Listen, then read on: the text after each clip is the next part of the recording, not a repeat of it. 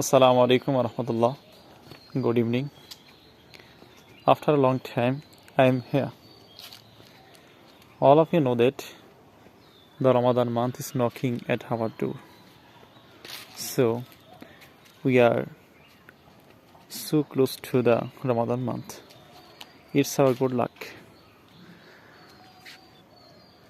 Today is 28 Sha'ban month.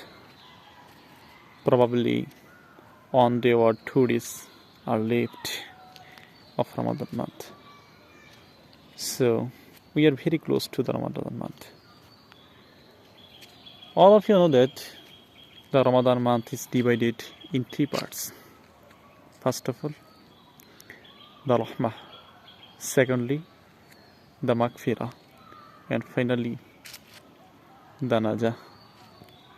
In the word of Hadith, it's called Aidkum Minan Nar. So, Ramadan month is month of Rahmah, month of Maghfirah, month of Najah.